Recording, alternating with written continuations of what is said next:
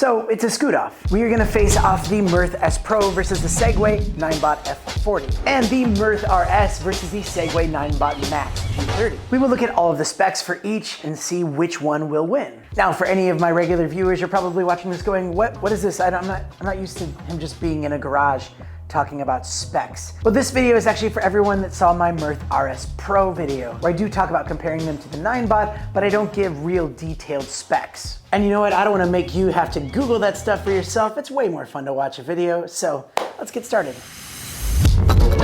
Mr. Black. By the way, welcome to the channel. My name is Danny Black, and if you are new here, don't be a stranger. Click this button right there. I'll also put links to everything down in the description. Plus, with Mearth, I will give you a 10% coupon code, and also I'll include a surprise link. And if you're someone right now looking to buy a NineBot, like you're about to buy it and you're just watching this video, stay tuned because you might want to see this. Wait, no, this video is not a bunch of candid shots of me riding scooters around town. Because all in all, both of them ride really well. So we're merely just battling these solely on the specs. And also, I do want to mention that I'm not paid by neither one of these companies to make this video. I'm just gonna lay all of the information out for you, and then you can make the best decision for yourself. So our first battle is with the lightweight class. We have the Mearth sPro versus the NineBot F40. Ready? Go!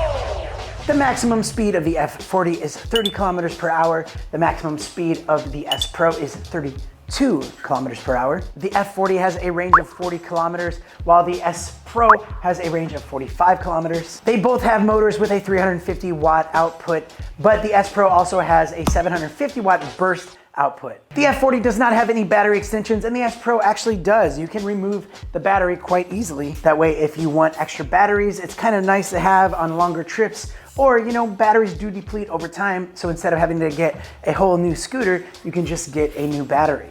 The sPro has a climbing angle of 15 degrees, where the NineBot F40 has a climbing angle of 20 degrees. The overall charging time of the F40 is 6 to 7 hours, where on the sPro it's only 3 to 4 hours. They both have a load capacity of 100 kilograms. They both have cruise control. They both use inflatable tires, and they both have wheel sizes of 10 inches. The weight of the F40 is 16 kilograms, where the weight of the sPro is only 15 kilograms. The onboard display of the NineBot will only give you the speed and the battery info. You actually have to use an app on your phone to connect to it to do more customizations and get more settings. Whereas on the sPro, you can control it all within the screen right here. The F40 has two brakes. You have a disc brake in the rear, and that's also an electronic brake as well. Whereas on the sPro, you actually have that same rear disc brake, and it's also electronic, regenerative, and you also have an emergency friction brake on the back, so if you need to step on it, and that seriously could be a lifesaver in those critical situations. The release date of the sPro was 2020, and the release date of the F40 was 2021. And as far as the build quality, I actually think the sPro is made better. It seems like it's just stronger, and the grip on it is also nice. And the folding system is so much better. It's just two little latches, and then you fold it down and it connects really easily. Whereas on the F40, it's actually a lot harder. And then when you lock it in on this weird angle, it feels weird, and I just don't like that. The price comes in at 899 Australian dollar dues. And yes, today we are working in dollar dues because this is an Australian company, and I live in Australia, and this is basically for Australians that want a scooter. But also with my discount code, you can save 10%, making it only $809 dues. So all of that info put together, and I would say that the sPro wins this battle. But that's all just my opinion, crunching the numbers and using things like facts. So now we are facing off the Mearth RS versus the NineBot Max G30. Ready?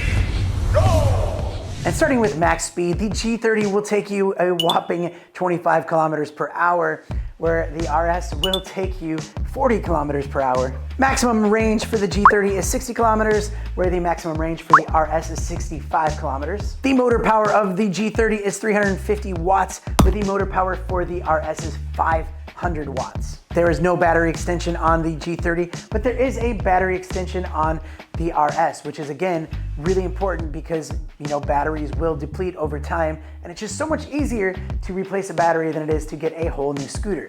The climbing angle of the G30 is 20 degrees, where the climbing angle of the RS is 25 degrees. The charging time of the G30 is 6 to 7 hours, where the charging time is a little bit more, 8 to 9 hours on the RS. They both have a load capacity of 100 kilograms. They both support cruise control. The wheel sizes are 10 inches. The G30 has inflatable tires, whereas the RS actually has vacuum tires, which is a hybrid between a normal tire with a tube and a solid tire, which is less maintenance than inflatable tires, but also much more comfortable than solid tires. The weight of the G30 is 20 kilograms, where the weight of the RS is 23 kilograms. On the G30, there are 2 brakes. You have a disc brake and also that electronic regenerative brake as well. Whereas on the RS, you have 4 different brakes. You have disc brakes in the front and the rear, and you also have that regenerative brake in the back, and you have the emergency stomp friction brake as well.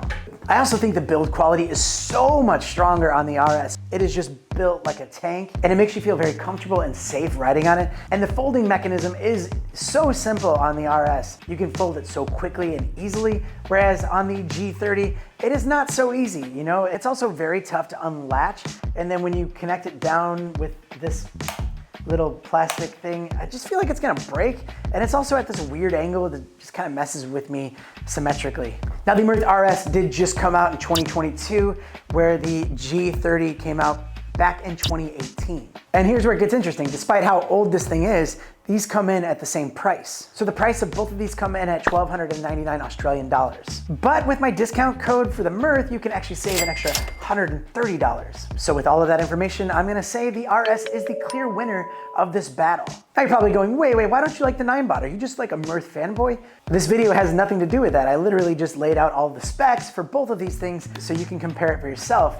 But that's it for today's video. I just wanted to nerd up with you in the garage. Thank you so much for watching, and I have a lot more fun videos happening on this channel all the time, so stay tuned, and I'll see you next time.